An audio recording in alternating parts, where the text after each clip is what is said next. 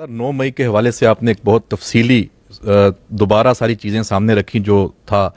इसी से रिलेटेड एक पहलू है जो मैं समझता हूं कि उसकी वजाहत भी ज़रूरी है, राय आनी चाहिए, क्योंकि वो भी फैलाई जा रही है।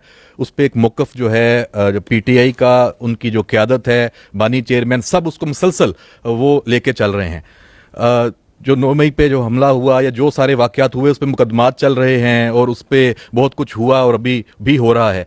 लेकिन 8 फरवरी भी आया और 8 फरवरी को सबने देखा कि पीटीआई को खैबर पख्तूनख्वा में एक क्लीन स्वीप विक्ट्री एक टाइप की मिली। उसको मरकज़ में और पंजाब में भरपूर उसको नुमाइंदगी मिली, अवाम ने उसको वोट दिया। इस बात को लेके जो बानी चेयरमैन है, पीटीआई के रहनुमा हैं, वो अब ये कह रहे हैं, मुसलसल ये बात बार बार कर रहे हैं कि दरअसल जो 8 फरवरी है वो 9 मई को के जो बयानिया है, जो सारी सूरत है, उसको उसने मुस्तरद किया है। यानी 8 फरवरी के बाद 9 मई ख़त्म शुद, वही मुकदमात की हैसियत नहीं है। जो कुछ भी आप लोग कह रहे हैं, जो कुछ रियासत कह रही है, जो कुछ चीज़ें हैं, उसकी कोई वैल्यू नहीं है। इस पर आप क्या कहेंगे?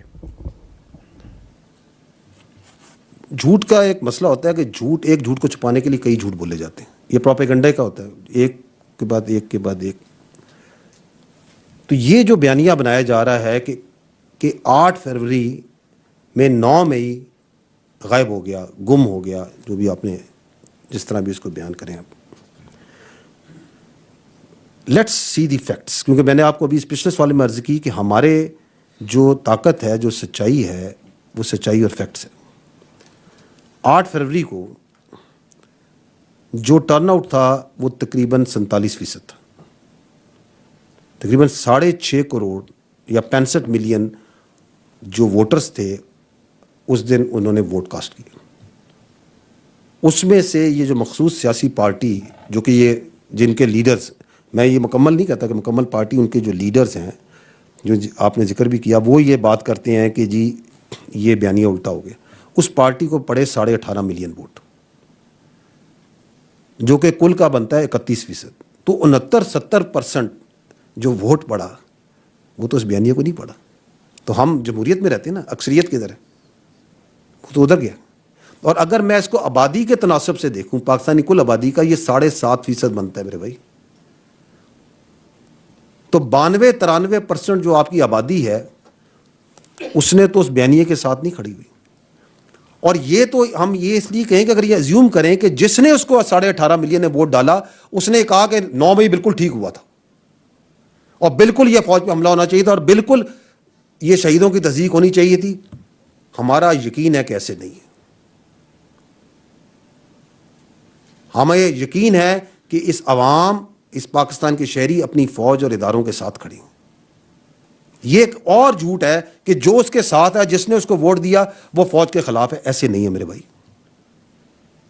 तो ना इस बयानिए के पीछे नंबर्स हैं, ना इस बयानिए के पीछे सोच है। अगर आप देखें कि जिसने उधर वोट डाला उस कैंडिडेट को, उसके कैंडिडेट को, उस पार्टी के, क्या वो वोट फौज के खिलाफ और शहीदों के खिलाफ और इस मुल्क के दिफा करने वाले इदारों के खिलाफ था?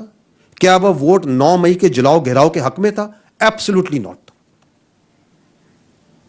और अगर आप इंडिपेंडेंट सर्वेस देख लें, करते रहते हैं लोग, और उसमें पूछा जाता है कि जी पाकिस्तान में सबसे बाएतमाद इदारा कौन सा है, किस इदारे पे सबसे ज़्यादा एतमाद है, कोई सर्वे उठा के देख ले, तो नंबर 1 इदारा क्या होता है? पाक फौज। अभी सर्वे हुआ फरवरी में, इप्सोस का आई थिंक सर्वे था, 74% अवाम ने कहा जी सबसे ज़्यादा एतमाद हमारा फौज के ऊपर है। तो ये बयानिए गढ़े जाते हैं, ये बनाए जाते हैं।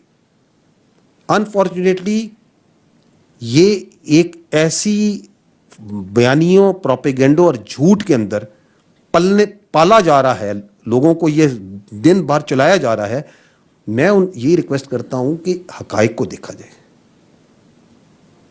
इस मुल्क के असल मसाइल को देखा जाए। पॉलिटिकल रिटोरिक पे कोई मुल्क नहीं पल सकता और झूठ पे तो कुछ भी नहीं चल सकता। तो झूठे बयानिए जो उनसे बनते रहेंगे, बनाते रहेंगे।